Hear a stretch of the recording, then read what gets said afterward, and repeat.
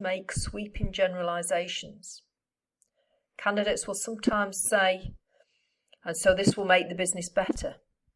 Candidates are unlikely to gain explanation marks unless they are more specific.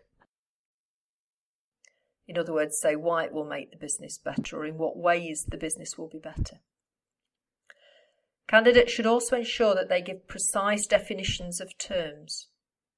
One way candidates could help themselves with this is to build up a glossary of terms in the back of their books as they go through topics. This can build up as different topics are taught, and then candidates can revise this before the final exam. They should also be careful not to confuse similar words. For example, market share and shares sold by limited companies, diseconomies and economies of scale. These were confused by some candidates, and it would lead to marks not being gained as the incorrect term was used even though candidates understood the answer. Perhaps again this is something that could be emphasised in class, and these points written in the back of the books, of their exercise books, and used as revision. So common mistakes, common terms that they get confused, they could perhaps have a section in the back of the books where they write these to try and make sure these errors are not repeated. Candidates need to be able to apply formulas, for example, calculating profitability. These need to be practiced, and learners can be given different figures and asked to calculate these profitability margins or liquidity ratios. Also, they should be able to interpret the answers to these ratios or margins, profit margins. They need to be able to know whether these are good or bad for the business and be able to compare different businesses, or perhaps compare the same business over a number of years. And this is particularly important on paper 2. If a question asks a candidate to identify and explain, as many of our questions do, they need to be able to develop their answer and to be careful that they don't just repeat a point. For example, not just reword the point, but make it clear, for example, why an advantage is an advantage to a business. Not just list what the advantage is.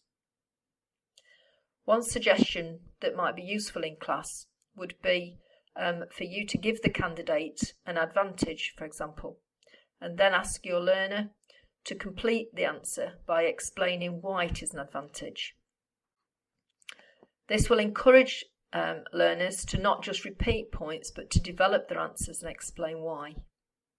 This will hopefully increase their marks on paper 1 in terms of the D questions and the E questions particularly, and on paper 2 it will help the A questions and the early part of the B questions.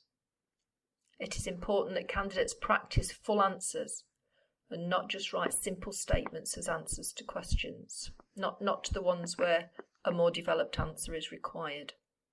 Candidates need to apply their answers to the stem in the question on paper 1. As candidates go through the questions on each of the subparts, they need to use what the business is about and to use the information in the stem to include in their answers. This is to make sure that they are gaining the application marks.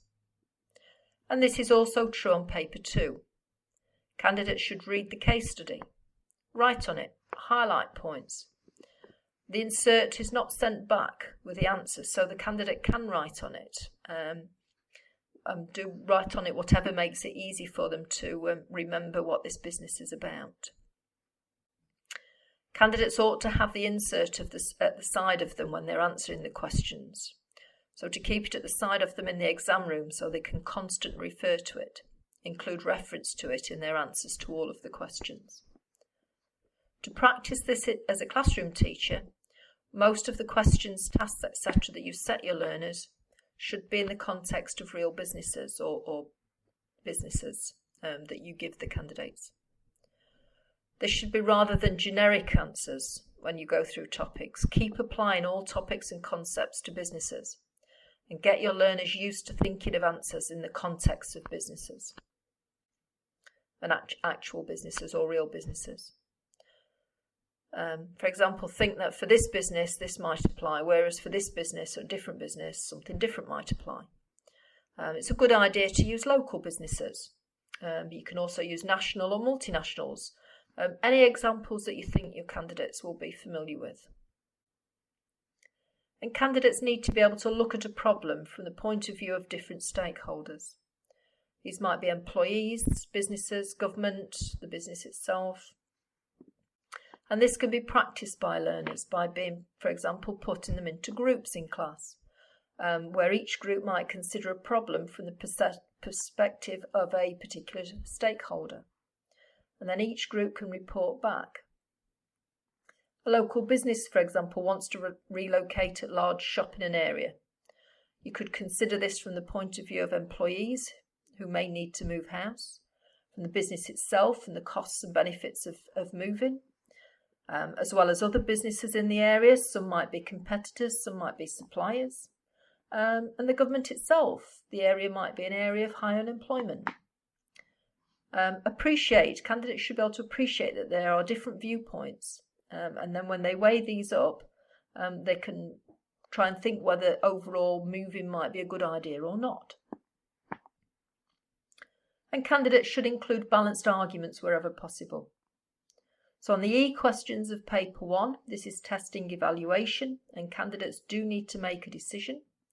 They need to look at both sides of the argument before deciding what they should recommend, and then justify this decision. And for the B part of paper 2 questions, it's the same technique as for the E questions on paper 1, but this is a higher mark question. So candidates should develop their arguments in more detail, as well as give a more detailed justified recommendation or conclusion at the end. Alternatives should be looked at before the decision is made. This can be practiced in class. For example, again, in groups, learners can be given a scenario like the one that's just been mentioned. For example, relocating a shop or needing to buy new equipment. Look at alternative methods of finance they could use for it. And then when deciding and looking at these alternatives, they then need to decide which one's the best one and then why they think the alternatives are not as useful and why they've rejected them. So keep practicing this type of exercise in class. And this will help your learners develop the evaluative skills necessary to gain higher marks on these questions. Questions. Please use the forum on the course page to ask any questions. This will be open until the 1st of May, so please post any questions that you have for these to be answered. The Teacher Support Site. This is a website for registered centres that has question papers, exam reports, mark schemes, grade thresholds, resources, endorsed publications, and lots of other things. The location is given on this slide. If you're not already familiar with this, then please go and have a look at it, and you'll find lots of useful information and resources there. For more information on further training, please go to the training events calendar website that you can see, www.cie.org.uk/events. And for any other questions that you may have, please email info@cie.org.uk. This slide shows you the next steps you can take for your professional development. You can find professional development qualification programs. They may be available locally in approved Cambridge centres. You may wish to take part in programs led by accredited trainers and quality assured by Cambridge. You might want to apply new ideas and approaches in your reflective practice in your context, and develop the quality of your teaching and leadership to enhance the quality of your learners' learning, and also achieve recognised certification to help your career development. So professional development is available for you, and this you might want to pursue further. So this is a reminder of how to keep in touch. There's also social networks, as you can see, Facebook, Twitter, and CIE LinkedIn. So hopefully you'll make use of these. Finally, thank you.